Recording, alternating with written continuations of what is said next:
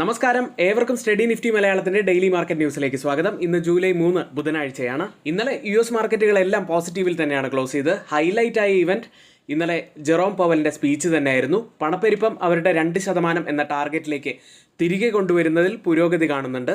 എന്നാൽ കൂടുതൽ പോസിറ്റീവായ ഡാറ്റകൾ ലഭിക്കുകയാണെങ്കിൽ ഒരു റേറ്റ് കട്ടിലേക്ക് പോകും എന്നും അദ്ദേഹം പറഞ്ഞു. ഈ വാക്കുകൾ US മാർക്കറ്റിന് കൂടുതൽ ഊർജ്ജം പകർന്നു. മാത്രമല്ല, ടെസ്ല ഇന്നലെ അവിടെ 10% മുകളിൽ ഉയരുകയുണ്ടായി. ഇനി യൂറോപ്യൻ മാർക്കറ്റുകളിലേക്ക് വന്നാൽ ഇന്നലെ ക്ലോസ് ചെയ്യുന്ന യൂറോപ്യൻ മാർക്കറ്റുകൾ നെഗറ്റീവിലായിരുന്നു. പക്ഷേ ഇന്ന് ഓപ്പൺ ചെയ്ത യൂറോപ്യൻ മാർക്കറ്റുകളുടെ ഫ്യൂച്ചേഴ്സ് പോസിറ്റീവിൽ തന്നെയാണ് ട്രേഡ് ചെയ്യുന്നത്. ഇനി ഇന്ത്യൻ മാർക്കറ്റിനെ സംബന്ധിച്ച് വരാനിരിക്കുന്ന ഏർണിംഗ് സീസണും അതുപോലെ ബഡ്ജറ്റും തന്നെയാണ് പ്രധാനപ്പെട്ടത്.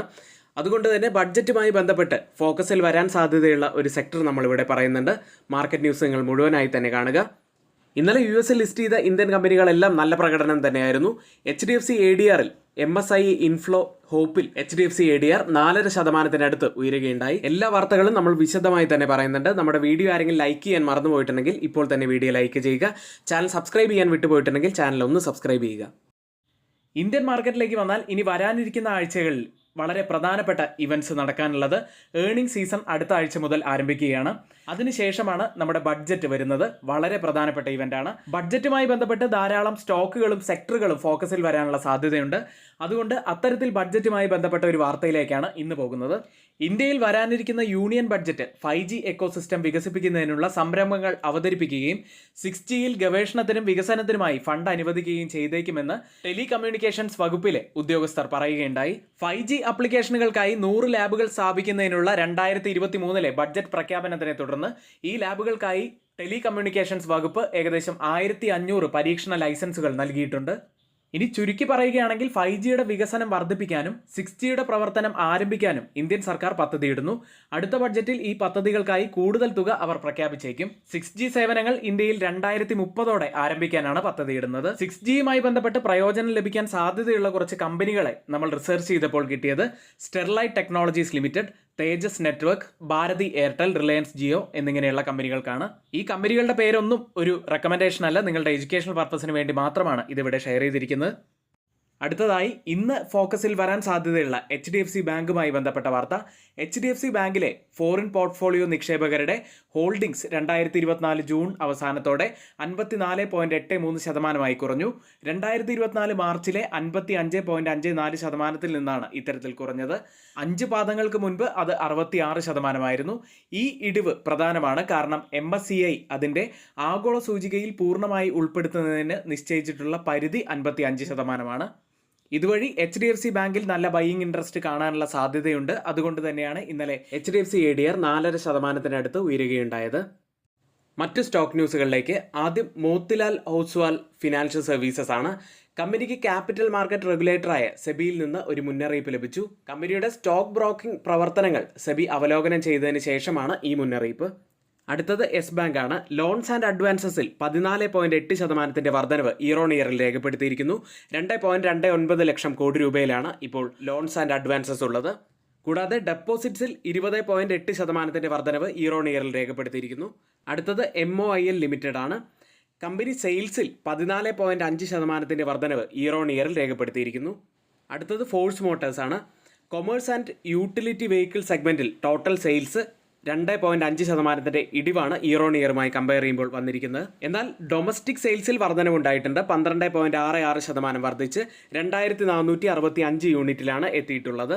എന്നാൽ കമ്പനിയുടെ എക്സ്പോർട്ടുകൾ നോക്കുകയാണെങ്കിൽ വലിയ ഇടിവാണ് വന്നിരിക്കുന്നത്. 80% ഇടിഞ്ഞിരിക്കുന്നത്. മറ്റൊരു കമ്പനി RVNL ആണ്. സെൻട്രൽ റെയിൽവേയിൽ നിന്ന് 132.6 കോടി രൂപയുടെ പുതിയ ഓർഡർ കമ്പനിക്ക് ലഭിച്ചിരിക്കുന്നു. ഇന്ന് F&O സെഗ്മെന്റിൽ ബാനായ സ്റ്റോക്കുകൾ ഇന്ത്യ സിമന്റ്സ്, ഇൻഡസ് ടവേഴ്സ് എന്നിവയാണ്. ഇനി എല്ലാ ദിവസവും രാവിലെ 10:30 മുതൽ 3:30 വരെ നമ്മുടെ യൂട്യൂബ് ലൈവ് ഉണ്ടായിരിക്കും. എല്ലാവരും കാണാൻ ശ്രമിക്കുക. ഒത്തിരിയേറെ ഇൻഫർമേഷൻസ് പ്രൊവൈഡ് ചെയ്യുന്ന ഒരു സെഷനാണ്. മാത്രമല്ല, നിങ്ങളുടെ സംശയങ്ങളൊക്കെ നിങ്ങൾക്ക് അവിടെ ചോദിക്കാവുന്നതാണ്.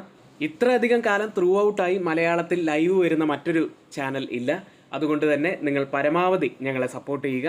ഇനി നിങ്ങൾക്ക് ലൈവ് കാണാൻ സാധിക്കുന്നില്ലെങ്കിൽ വിഷമിക്കേണ്ട. ഇവിടെ നമ്മുടെ എഡ്യൂക്കേഷൻ ടെലഗ്രാം ചാനലിൽ നിങ്ങൾക്ക് ജോയിൻ ചെയ്യാം. തൊട്ടുമുകളിൽ ഇവിടെ കൊടുത്ത വാട്സപ്പ് നമ്പറിൽ ഞങ്ങൾക്ക് മെസ്സേജ് അയച്ചാൽ മതി. ഇനി നമ്മുടെ വീഡിയോ ആരെങ്കിലും ലൈക്ക് ചെയ്യാൻ വിട്ടുപോയിട്ടുണ്ടെങ്കിൽ ദയവ് ചെയ്ത് വീഡിയോ ഒന്ന് ലൈക്ക് ചെയ്യുക. ഇന്നലത്തെ മാർക്കറ്റ് ഹൈലൈറ്റ്സ് ഒറ്റ നോട്ടത്തിൽ നമുക്കൊന്ന് നോക്കാം. സെൻസെക്സും നിഫ്റ്റി ബാങ്കും മിഡ് ക്യാപ്പും ഇന്നലെ ഇടിയുകയുണ്ടായി. ഇതിൽ നിഫ്റ്റി ബാങ്കും മിഡ് ക്യാപ്പുമാണ് വലിയ ഇടിവിലേക്ക് പോയത്. 0.7% ഇടിഞ്ഞു. L&T, Wipro, Infosys, HDFC bank, TCS എന്നിവ ടോപ്പ് ഗെയിനേഴ്സ് ആയി മാറി. ഓട്ടോ സെയിൽസ് ഡാറ്റയ്ക്ക് ശേഷം Bajaj auto, Tata Motors, Maruti Suzuki എന്നിവ നഷ്ടമുണ്ടാക്കി. NBFCകൾ ഇന്നലെ കനത്ത വിൽപ്പന സമ്മർദ്ദം നേരിട്ടു. കാൻഫിൻ ഹോംസ്, ശ്രീറാം ഫിനാൻസ് എന്നിവ വലിയ ഇടിവിലേക്ക് പോയി. നിഫ്റ്റിയിലേക്ക് പുതിയ ഓൾ ടൈം ഹൈ ആയ 24,236 ഇന്നലെ ടച്ച് ചെയ്തു. പക്ഷേ ആ ലെവലിൽ കനത്ത സെല്ലിംഗ് പ്രഷർ ഇന്നലെ കാണാനും സാധിച്ചു. ഒടുവിൽ ക്ലോസ് ചെയ്യുന്നത് 24,123-ൽ 18 പോയിന്റ്സ് ഇടിഞ്ഞാണ്. ഇപ്പോഴും നിഫ്റ്റിയിൽ ഡെയിലി ചാർട്ടിൽ ഹയർ ടോപ്പ് ബോട്ടം ഫോർമേഷൻ ആണുള്ളത്. ഇപ്പോൾ ഡിപ്സ് എല്ലാം ഒരു ബൈയിങ് അവസരമായിട്ടാണ് ഇൻവെസ്റ്റേഴ്സ് കാണുന്നത്. ഹവർലി മൊമെന്റം ഇൻഡിക്കേറ്റർ ഒരു നെഗറ്റീവ് ക്രോസ് ഓവറാണ് കാണിക്കുന്നത്. അതായത് കുറച്ച് ദിവസങ്ങളായി നിഫ്റ്റിയിലുണ്ടായിരുന്ന ആ ഒരു സൂപ്പർ പോസിറ്റിവിറ്റി ഇപ്പോൾ നഷ്ടപ്പെട്ടിരിക്കുന്നു എന്ന് വേണം ഇതിലൂടെ അനുമാനിക്കാൻ. ഡൗൺ സൈഡിൽ 23,980 പ്രധാനപ്പെട്ട ഒരു ലെവലാവാൻ സാധ്യതയുണ്ട്. അപ്പ് സൈഡിലേക്ക് വന്നാൽ 24,236 എന്ന ഓൾ ടൈം ഹൈ പ്രധാനപ്പെട്ട ലെവൽ തന്നെയാണ്. മാക്സിമം ഓപ്പൺ ഇൻട്രസ്റ്റ് രേഖപ്പെടുത്തിയ കോൾ സൈഡിലെയും പുട്ട് സൈഡിലെയും സ്ട്രൈക്കുകളിലേക്ക് ആദ്യം കോൾ സൈഡിൽ 25,000-ലാണ് കൂടുതൽ ഓപ്പൺ ഇൻട്രസ്റ്റ് രേഖപ്പെടുത്തിയിരിക്കുന്നത്. അതിനുശേഷം 24,500 സ്ട്രൈക്കിലും അതിനുശേഷം 24,200 സ്ട്രൈക്കിലുമാണ്. അടുത്തതായി പുട്ട് സൈഡിൽ കൂടുതൽ ഓപ്പൺ ഇൻട്രസ്റ്റ് രേഖപ്പെടുത്തിയിരിക്കുന്ന ആദ്യത്തെ സ്ട്രൈക്ക് 24,000-ഉം അതിനുശേഷം 23,500 സ്ട്രൈക്കും അതിനുശേഷം 23,800 സ്ട്രൈക്കിലുമാണ്. ഓപ്പൺ ഇൻട്രസ്റ്റ് ഡാറ്റ പ്രകാരം റെസിസ്റ്റൻസ് ആവാൻ സാധ്യതയുള്ളത് 24,500-ഉം സപ്പോർട്ട് ആവാൻ സാധ്യതയുള്ളത് 24,000-ഉമാണ്. ഡെയിലി ക്യാൻഡിൽ വലിയ ലോവർ വിക്കോട് കൂടിയ ഒരു ബിയറിഷ് ക്യാൻഡിലാണ് ഡെയിലി ചാർട്ടിൽ ഫോം ആയിരിക്കുന്നത്. ഹയർ ലെവലിൽ നല്ല സെല്ലിംഗ് പ്രഷറും ലോവർ ലെവലിൽ ഒരു ബൈയിങ് ഇൻട്രസ്റ്റും ഈ ക്യാൻഡിലിൽ നമുക്ക് കാണാൻ സാധിക്കുന്നുണ്ട്. Change in open interest data പ്രകാരം കോൾ സൈഡിലും പുട്ട് സൈഡിലും വന്ന വ്യത്യാസങ്ങൾ പരിശോധിക്കാം. ആദ്യം ATM സ്ട്രൈക്കായി 24,100-ൽ 14% വർധനവാണ് പുട്ട് സൈഡിലുള്ളത്. ലോങ് ബിൽഡപ്പ് തന്നെയാണ്. എന്നാൽ കോൾ സൈഡിൽ 11% വർധനവ്, ഒരു ഷോർട്ട് ബിൽഡപ്പ് കാണാം. അടുത്തത് 24,050-ൽ പുട്ട് സൈഡിൽ 1% ഇടിവാണ്, ഒരു ലോങ് അൺവൈൻഡിംഗ് ആണ് ആ സ്ട്രൈക്കിൽ കാണുന്നത്. എന്നാൽ കോൾ സൈഡിൽ 16% ഇടിവ് കാണാം, ഒരു ഷോർട്ട് കവറിംഗ് അവിടെ നമുക്ക് കോൾ സൈഡിലും കാണാം. 24,150-ൽ 13% വർധനവ് പുട്ട് സൈഡിലും 22% വർധനവ് കോൾ സൈഡിലും കാണാം. രണ്ടിലും ബിൽഡപ്പ് തന്നെയാണ്. പുട്ട് സൈഡിൽ ഒരു ലോങ് ബിൽഡപ്പും കോൾ സൈഡിൽ ഒരു ഷോർട്ട് ബിൽഡപ്പുമാണ്. ഈ 3 സ്ട്രൈക്കുകളും കമ്പയർ ചെയ്യുമ്പോൾ പുട്ട് സൈഡിനോ കോൾ സൈഡിനോ കൃത്യമായിട്ടുള്ള ഒരു മുൻതൂക്കം കാണാൻ കഴിയുന്നില്ല. ബാങ്ക് നിഫ്റ്റിയിലേക്ക് 52,168-ൽ 400-ലേറെ പോയിന്റ്സ് ആണ് ഇന്നലെ ബാങ്ക് നിഫ്റ്റി ഇടിഞ്ഞത്. ഹയർ ലെവലിൽ കൂടുതൽ സെല്ലിംഗ് പ്രഷർ ഇന്നലെ ബാങ്ക് നിഫ്റ്റിയിലും കാണാൻ സാധിച്ചു. 52,400 മുതൽ 52,500 വരെയുള്ള ലെവൽ അപ്സൈഡിൽ ഒരു ക്രൂഷ്യലാണ് എന്ന് ഇന്നലെയും കണ്ടു. ഇമീഡിയറ്റ് സപ്പോർട്ട് ആവാൻ സാധ്യതയുള്ളത് 52,000 ലെവലാണ്. മാക്സിമം ഓപ്പൺ ഇൻട്രസ്റ്റ് രേഖപ്പെടുത്തിയ ബാങ്ക് നിഫ്റ്റിയുടെ കോൾ സൈഡിലെയും പുട്ട് സൈഡിലെയും സ്ട്രൈക്കുകളിലേക്ക് ആദ്യം 53,000-ലാണ് കോൾ സൈഡിൽ ഏറ്റവും കൂടുതൽ ഓപ്പൺ ഇൻട്രസ്റ്റ് രേഖപ്പെടുത്തിയിരിക്കുന്നത്. അതിനുശേഷം 54,000 സ്ട്രൈക്കിലും അതിനുശേഷം 53,500 സ്ട്രൈക്കിലുമാണ്. പുട്ട് സൈഡിലേക്ക് വന്നാൽ 51,000-ലാണ് കൂടുതൽ ഓപ്പൺ ഇൻട്രസ്റ്റ് ഉള്ളത്. അതിനുശേഷം 52,000 സ്ട്രൈക്കിലും അതിനുശേഷം 50,500 സ്ട്രൈക്കിലുമാണ്. ഇന്ത്യ വിക്സ് ഇന്നലെ ഇടിയുകയുണ്ടായി. 13.64-ൽ 1.37% ഇടിഞ്ഞാണ് ഇന്നലെ ക്ലോസ് ചെയ്യുന്നത്. ഗ്ലോബൽ മാർക്കറ്റ് സെഗ്മെന്റിൽ FIDA ആക്ടിവിറ്റിയാണ്. FIS ഇന്നലെ 2,000 കോടി രൂപയ്ക്കാണ് സെല്ല് ചെയ്ത്. DIS ആവട്ടെ 648 കോടി രൂപയ്ക്ക് ബൈ ചെയ്തു. FIS സെല്ലിങ്ങിലേക്ക് പോകുന്നത് അത്ര നല്ലൊരു കാര്യമല്ല. മാത്രമല്ല DIS വളരെ കുറവ് ബൈയിങ് മാത്രമാണ് നടത്തിയത്. ഏതായാലും FIDA ആക്ടിവിറ്റിയിൽ വരുന്ന ദിവസങ്ങളിൽ കുറച്ചുകൂടി ക്ലിയർ ആയിട്ടുള്ള പിക്ചർ നമുക്ക് ലഭിക്കും. US മാർക്കറ്റിലേക്ക് വാൾസ്ട്രീറ്റിലെ പ്രധാനപ്പെട്ട ഇൻഡെക്സുകൾ നേട്ടത്തിലാണ് ഇന്നലെ ക്ലോസ് ചെയ്തത്. Q2 ഡെലിവറി ഡാറ്റയ്ക്ക് ശേഷം ഇന്നലെ വലിയ രീതിയിൽ മാർക്കറ്റിനെ ബൂസ്റ്റ് ചെയ്ത് ടെസ്ലയായിരുന്നു. ടെസ്ല ഇന്നലെ 10% ഉയരുകയുണ്ടായി. ഇന്നലെ US-ൽ ജോബ് ഓപ്പണിംഗ്സ് ഡാറ്റയും ലേബർ ടേൺ ഓവർ സർവേയും പുറത്തു വന്നു. 2 മാസങ്ങളിൽ വലിയ ഇടിവ് രേഖപ്പെടുത്തിയതിനു ശേഷം മെയ് മാസത്തിൽ ജോബ് ഓപ്പണിംഗ്സ് ഉയരുകയുണ്ടായി. എന്നാൽ സാമ്പത്തിക പ്രവർത്തനങ്ങൾ മന്ദഗതിയിലായതിനാൽ പിരിച്ചുവിടൽ ഉയർന്നു. വെള്ളിയാഴ്ച പുറത്തു വരാനുള്ള ജൂൺ മാസത്തെ നോൺ ഫാം പേറോൾ ഡാറ്റ തന്നെയാണ് ഇനി മാർക്കറ്റിനെ സംബന്ധിച്ച് പ്രധാനപ്പെട്ടതായി കാണുന്നത്. കൂടാതെ ഇന്നലെ ഏറ്റവും ഹൈലൈറ്റ് ആയ ഇവന്റ് ഫെഡറൽ റിസർവ് ജെറോം പവലിന്റെ സ്പീച്ച് തന്നെയായിരുന്നു. സമീപകാല ഡാറ്റകൾ കാര്യമായ പുരോഗതി കാണിക്കുന്നു എന്ന് അദ്ദേഹം പറഞ്ഞു. എന്നിരുന്നാലും ഒരു റേറ്റ് കട്ടിലേക്ക് പോകുന്നതിന് മുൻപ് കൂടുതൽ പോസിറ്റീവായ ഡാറ്റകൾ കാത്തിരിക്കുകയാണ് എന്നും അദ്ദേഹം പറയുകയുണ്ടായി. ഹോക്കിഷ് കമന്റ്സ് ഒന്നും നമുക്ക് ആ വാക്കുകളിൽ കാണാൻ സാധിച്ചില്ല. അതുകൊണ്ട് തന്നെയാണ് മാർക്കറ്റ് വലിയ രീതിയിൽ ഉയർന്നത്. ഇനി വ്യാഴാഴ്ച US മാർക്കറ്റുകൾക്ക് ഒരു ഹോളിഡേ ആണ്.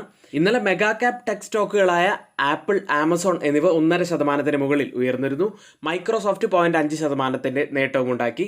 ഇതുപോലെ തന്നെ ഇന്ത്യൻ ADRലേക്ക് വന്നാൽ US-ൽ ലിസ്റ്റ് ചെയ്ത ഇന്ത്യൻ കമ്പനികളുടെ പെർഫോമൻസ് നോക്കിക്കഴിഞ്ഞാൽ നല്ല പെർഫോമൻസ് തന്നെയാണ് ടെക് സ്റ്റോക്കുകളിൽ കാണാൻ സാധിക്കുന്നത്. വിപ്രോ ഇന്നലെ 3.72% ഉയർന്നത്. ഇൻഫോസിസ് 2.51% നേട്ടവും ഉണ്ടാക്കി. ഇനി HDFC ബാങ്കാണ് ഇന്നലത്തെ താരമായത്. 4.48% ഉയർന്നത്. സ്റ്റോക്ക് ഉയരാനുള്ള കാരണങ്ങൾ നമ്മൾ മാർക്കറ്റ് ന്യൂസ് സെഗ്മെന്റിൽ പറഞ്ഞതാണ്. ICICI ബാങ്ക് 0.45% ഇടിയുകയാണ് ചെയ്തത്. ഡോക്ടർ റെഡ്ഡി 0.94% നേട്ടത്തിലും റിലയൻസ് ഇൻഡസ്ട്രീസ് 0.29% ഇടിഞ്ഞു. ഇപ്പോൾ ട്രേഡിംഗ് നടക്കുന്ന US മാർക്കറ്റിന്റെ ഫ്യൂച്ചേഴ്സ് ഡൗ ജോൺസ് 0.01% ഇടിവിൽ, S&P 500 0.03% ഇടിവിലും ട്രേഡ് ചെയ്യുന്നു. ഇന്നലെ ക്ലോസ് ചെയ്ത യൂറോപ്യൻ മാർക്കറ്റുകൾ ഇടിവിലായിരുന്നു. UK മാർക്കറ്റ് FTSE 0.56% ഇടിഞ്ഞു. ജർമ്മൻ മാർക്കറ്റ് ഡാക്സ് 0.69% ഇടിവ് രേഖപ്പെടുത്തി.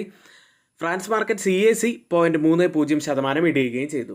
ഇന്നലെ അവിടെ വലിയ ഇടിവിലേക്ക് പോയത് ഇൻഷുറൻസ് സ്റ്റോക്കുകളായിരുന്നു. 1.6% ഇടിഞ്ഞു. ഓയിൽ ആൻഡ് ഗ്യാസ് 0.55% നേട്ടമുണ്ടാക്കി. യൂറോ സോണിലെ ഹെഡ്ലൈൻ ഇൻഫ്ലേഷൻ ജൂണിൽ 2.5% കുറഞ്ഞു. യൂറോപ്യൻ യൂണിയന്റെ സ്റ്റാറ്റിസ്റ്റിക്സ് ഏജൻസി പുറത്തുവിട്ട കണക്കാണിത്. ഇൻഫ്ലേഷൻ ഡാറ്റ പുറത്തു വന്നത് ഇൻലൈൻ വിത്ത് എക്സ്പെക്ടേഷൻ ആയിട്ട് തന്നെയാണ്. LSEG ഡാറ്റ കാണിച്ചു തരുന്നത് 25 ബേസിസ് പോയിന്റ്സിന്റെ 2 തവണയുള്ള റേറ്റ് കട്ട് ഈ വർഷം ഉണ്ടാകും യൂറോപ്യൻ സെൻട്രൽ ബാങ്കിൽ എന്നാണ്. ഇപ്പോൾ ട്രേഡിംഗ് നടക്കുന്ന യൂറോപ്യൻ മാർക്കറ്റിന്റെ ഫ്യൂച്ചേഴ്സ് നല്ല പോസിറ്റിവിറ്റിയിൽ തന്നെയാണുള്ളത്. ഏഷ്യൻ മാർക്കറ്റിനെ സംബന്ധിച്ച് ഇന്ന് പ്രധാനപ്പെട്ടതായ ഡാറ്റ ജപ്പാൻ, ഇന്ത്യ, ചൈന എന്നിവിടങ്ങളിൽ നിന്നുള്ള ജൂൺ മാസത്തിലെ ബിസിനസ് പ്രവർത്തന ഡാറ്റയാണ്. ഇപ്പോൾ ട്രേഡിംഗ് ആരംഭിച്ച ഏഷ്യൻ മാർക്കറ്റുകളിൽ ഗിഫ്റ്റ് നിഫ്റ്റി ഉള്ളത് 24,341 എന്ന നിലയിലാണ്. 96 പോയിന്റ്സ് അപ്സൈഡിലാണ് ഇപ്പോൾ ട്രേഡ് ചെയ്യുന്നത്. അതായത് ഇപ്പോൾ സമയം 7 മണി കഴിഞ്ഞ് 10 മിനിറ്റാണ്. ഇപ്പോഴത്തെ ഈ ഒരു നില വെച്ച് നിഫ്റ്റിയിൽ നമുക്ക് ഏകദേശം 140 മുതൽ 150 പോയിന്റ്സിന്റെ ഒരു വലിയ ഗ്യാപ്പ് ഓപ്പണിംഗ് തന്നെയാണ് ഇന്ന് ലഭിക്കാൻ സാധ്യതയുള്ളത്. മറ്റ് ഏഷ്യൻ മാർക്കറ്റുകളിൽ ജപ്പാൻ മാർക്കറ്റ് നിക്കി 40,000 മുകളിലായിട്ട് ഇപ്പോൾ ട്രേഡ് ചെയ്യുന്നു.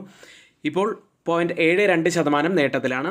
മറ്റ് ഏഷ്യൻ മാർക്കറ്റുകൾ തായ്വാൻ മാർക്കറ്റ് 0.71% നേട്ടത്തിൽ, സിംഗപ്പൂർ മാർക്കറ്റ് 1.31% നേട്ടത്തിൽ, കോസ്പി മാർക്കറ്റ് 0.03% നേട്ടത്തിലും ട്രേഡ് ചെയ്യുന്നു. ഓയിൽ പ്രൈസുകൾ. ബെറിൽ ചുഴലിക്കാറ്റ് ഗൾഫ് കോസ്റ്റൽ റിഫൈനറികളിലേക്ക് വരാനുള്ള സാധ്യതകൾ നിരീക്ഷിക്കുന്നതിനാലും ഇസ്രായേലും ഹിസ്ബുള്ളും തമ്മിലുള്ള യുദ്ധത്തിന്റെ അപകട സാധ്യത വ്യാപാരികൾ വിലയിരുത്തുന്നതിനാലും വ്യാഴാഴ്ച US ക്രൂഡ് ഓയിലും അതുപോലെ ബ്രന്റും ചെറിയ രീതിയിൽ ഇടിവുണ്ടാക്കി. ബ്രന്റ് ഇപ്പോൾ ട്രേഡ് ചെയ്യുന്നത് $86.46 പെർ ബാരൽ എന്ന നിലയിലാണ്. 0.16% ഇടിവിൽ ട്രേഡ് ചെയ്യുന്നു. WTI ഉള്ളത് 83.01 എന്ന നിലയിൽ 0.24% നേട്ടത്തിലാണ് ട്രേഡ് ചെയ്യുന്നത്. ഇന്ന് നമ്മൾ ശ്രദ്ധിക്കേണ്ട ഏറ്റവും പ്രധാനപ്പെട്ട കുറച്ച് വാർത്തകൾ നമ്മളിവിടെ ഷെയർ ചെയ്തിട്ടുണ്ട്. ബാക്കിയുള്ളതെല്ലാം നമ്മുടെ വ്യൂസ് മാത്രമാണ്. ഒരിക്കലും അത് റെക്കമെൻഡേഷൻ ആയിട്ട് ആരും തന്നെ എടുക്കരുത്. എങ്കിൽ ഇന്നത്തെ വീഡിയോ ഇവിടെ പൂർത്തിയാവുന്നു. ഏവർക്കും നന്ദി.